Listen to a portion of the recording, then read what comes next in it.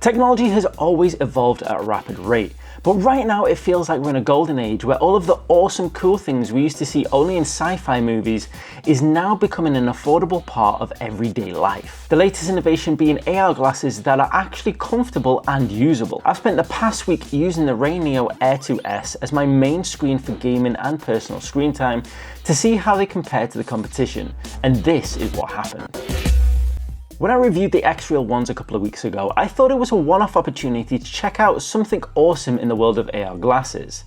I really enjoyed the X-Real ones, and you can see how I got on with them in my week-long challenge. So I was really surprised and excited when RayNeo reached out to see if I wanted to check out the RayNeo Air 2S. Unlike X-Real, I had heard of RayNeo before and was always intrigued by their products, but I couldn't justify paying the price just to check them out. So when they offered to send a pair of glasses to the channel, I jumped at the opportunity. When the RayNeo Air 2Ss arrived, they came with two large packages. The first one was for the glasses themselves, and the second was for the Joy Dock, a device that lets you connect the Air 2S to your Nintendo Switch. I was really pleased to see this as the X-Real ones needed a similar device, but I didn't get one in my bundle, so I couldn't test them with the Switch. But we'll get onto the Joy Dock a bit more later in the week. When I opened the Air 2S box, I was treated to a slick looking set of glasses, a USB cable, nose pads, frame for prescription glasses, and carry case. You slide the nose pads into place and adjust them for your comfort level, and I have to say, this is one of the things that first stood out for me. The nose pads are easy to move about to get your perfect fit,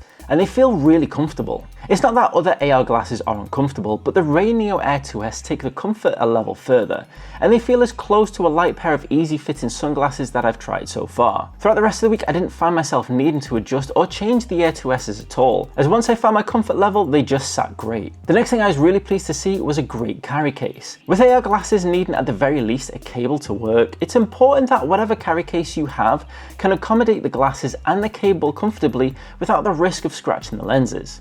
The RayNeo carry case, although on the larger side, does exactly that and gives you the peace of mind that your glasses have everything they need and are kept safe. The first thing I did with my RayNeo glasses was plug them into my Retroid Pocket Mini. I was eager to see if they would work with the Mini, as my X-Real ones disabled the Wi-Fi, which made it impossible for me to stream shows on them. As soon as I plugged in the RayNeos, I could see that things were going to be different. The Retroid Pocket Mini screen switches off as the RayNeo takes control of the display. This indicates that the Mini sees the RayNeos as a dedicated screen as opposed to anything else. This is the way the Retroid Pocket Mini is meant to behave when plugging in an external display. However, it does make it tricky as you still need to use the touchscreen. This isn't really an issue with the RayNeos as the Mini is designed to work in this way, but it does make the experience a little awkward. The best thing to do was for me to load up the game I wanted to play on an emulator and then attach the glasses. Because the Air 2Ss are seen as a proper screen, it also means that the Wi-Fi is not affected, so I was able to watch my favourite shows and play games that needed online functionality. The RayNeo Air 2S provides a single large display that effectively works like a 201-inch screen right in front of you. The screen is really crisp and in theory has really crisp edges. However, due to the actual size of the lenses you look at, the screen can push right up to those edges, and the lens curve does create a bit of blur. The Air 2S display is always in follow mode, which means it will always be in front of you wherever you turn your head. This is the ideal setting for AR glasses and is kind of the whole point of them. But because the RayNeo Air 2S don't have a dedicated onboard chip, it means you can't change the view to anchor or side view. You also can't change the transparency of the glasses themselves, which always means you'll be in dark mode. It means you won't be able to see much through the glasses, but outdoors in good sunlight, you can just see enough to tell what's going on around you. What you can change are the brightness levels and sound features of the RayNeo Air 2S. The brightness goes up to 5000 nits, which makes them amazing for outdoor use, something we'll get into a bit more towards the end of the week. The volume can also be adjusted, but more importantly, you can change the sound between whisper mode on and off. With whisper mode off, people next to you will be able to hear what you're watching, but with whisper mode on, they will barely hear a peep. This technology is amazing and really had me surprised at how well it works. From a user perspective, there's no real change in volume, but to third parties, it makes a huge difference. I'm really not sure how it works, but I'm really impressed. After playing around with my Retroid Pocket Mini, I decided to jump over to my mobile phone.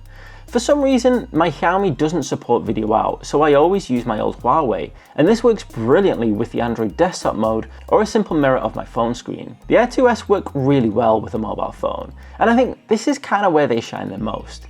But what I really liked about the Air 2S was the XR app you could use with them. The XR app effectively puts you in a 360 virtual mode desktop. It's a really great idea and actually manages to track your head movement to keep everything in the right place as you turn. Kind of odd, as the glasses themselves don't seem to do this for anything else. The XR app gives you access to some of the apps on your phone and a bunch of XR experiences. It's great fun, but I'd currently say it's a bit more of a gimmick and needs extra work to be really useful. However, it is a great showcase of what is possible in the future of RayNeo Air 2S glasses. One of my favourite things to do with AR glasses is to watch my favourite shows. Using my Retroid Pocket 5 is usually the way to go, and I was enjoying catching up on some Pokemon, but I was finding it awkward keeping my Retroid in my pocket and not accidentally knocking the controls and losing my place. I started looking into the Pocket TV you can get for the Air 2S, and it looked really interesting. Basically a smooth pocket device with buttons that let you use all of your favourite streaming devices apart from Netflix. Although there is a workaround to that. It looked exactly like what I was after and seemed like it would be really convenient to keep in my pocket and watch TV with. The Pocket TV can also be used with normal TVs, which will come in really handy at hotels, so I decided to order myself one.